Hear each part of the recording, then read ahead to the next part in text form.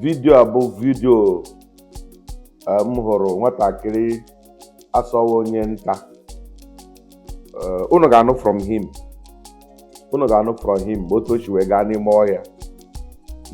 According to him, the Fulani wee nwude ya.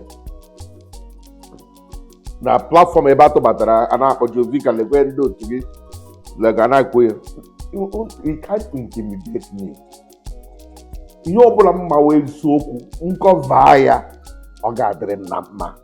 Mana m kwuru n'eziokwu, your stupidity ekpeghị gị cannot do me nothing. Based on ihe akụkọ this guy kọrọ, it's possible na Fulani mere ya attack. Because ekwenyere m, I'm not like other people.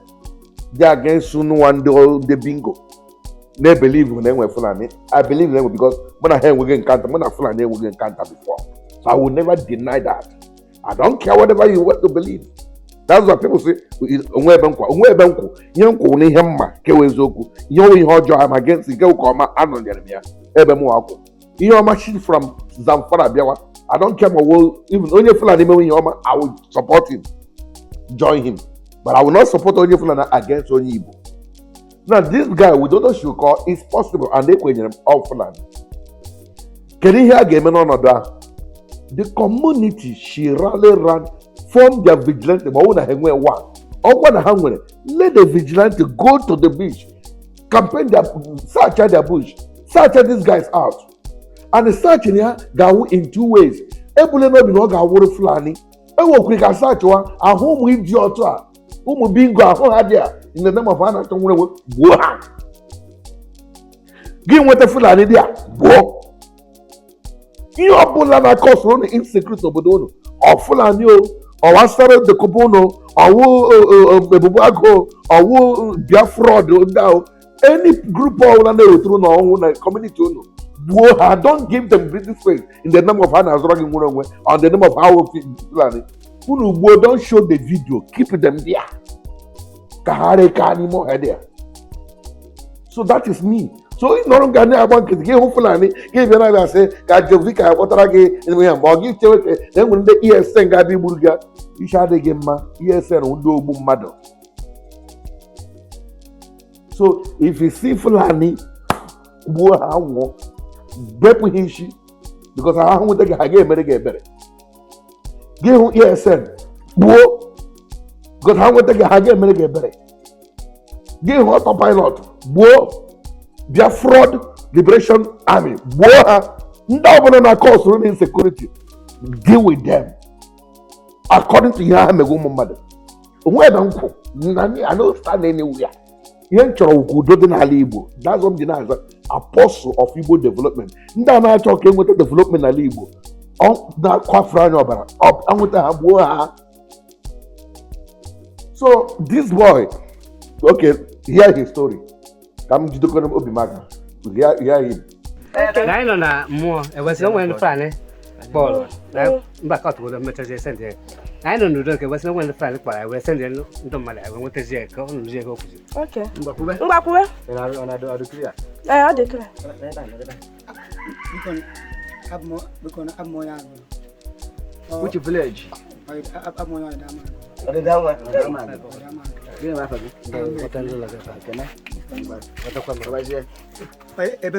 On can be checking. I have on can be checking.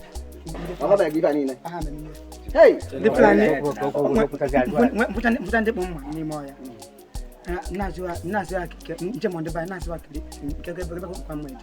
I believe there's one on the plan. Najumo. And that's why waiting. And that's wait. And that's why I should be here. Now, the Nika. That's a moment upon the bed. That's why waiting. Not a person. I'm going to go yourself. No, what you have to give them. I was surrender. I'm not surrender. 4 or 5. Like how to say better. Or as in terms of natural nazo. Not one of the block. We surrender. Macabo, carbon. If men have one cabin catch a carbon. The Piacca. When I come well,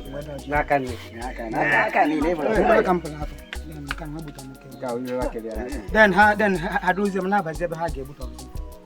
I can't get your mark. Not fast, not for it. No, And apa? And onye abonye ba. Ada mma. Okay. Na ono bana. Na-agbalị ka o. Nefu. Mmiri asha atọ ndị be anyị o. Ka ndị mmụọ a na-akpọkọ m ụdọ, na-akpọkọ mmụọ dị na be anyị, na-akpọkọ ndị be anyị, ebe ka ndị be anyị nọ. Onwe ndị be anyị bịara ọrụ. Onwe ndị be anyị bịara ọrụ. So ihe mmedu isi bụ na ha jizi meji ebe a ka emeriri. Asịkasị nọ onye be anyị a okere na nka na okere agụ. Bruzie m na batazie na nkazi food. Bruna bajo ọhịa. Onye na mmiri gwara fogo. Onye na mmiri bụ Onye na mmiri kwara. Onye na mmiri kwara anyị. Anyị ede na mmiri ni. Anyị ede na nnukwu odere. Kpọọ na kọla asịrị ọhụụ ebe a n'obere ụda wee sendị ndụ mmadụ. So ọ na onye kpara bụ onye na-achụ aja na mmiri. Onye kpara sị na o nwere ekete ọ chọrọ igbu ekwu. Ewee sendị gị bọị. Ọ bụrụ gbada nnukwu odere. Ọ bụrụ na ọ bụrụ na nnukwu odere. Kpọọ sendị ebe a n'obere ụda na-achọrọ igbu ya. Ewee lọsị anụ maka ụda.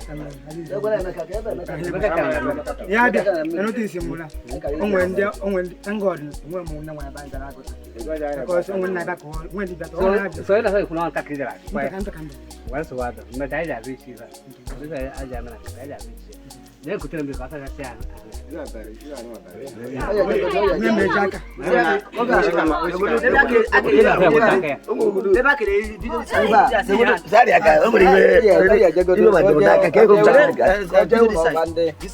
ọgwụ nwere ike Ọnụgodo azụ gị.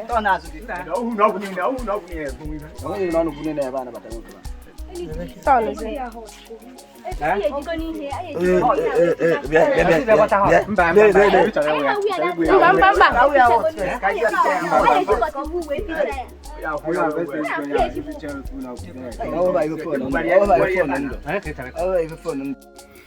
ndị a ga-anọrọ ebe a nọ na-eme ka eme interview mee expose Fulani this boy anwụrụ this boy nwee problem were na nwatakịrị kpọganụ the young man ụlọ ọgwụ asị ndị ụlọ ọgwụ ama nnabata that is take him to the hospital to save his life ọ bara ka ọ na-elose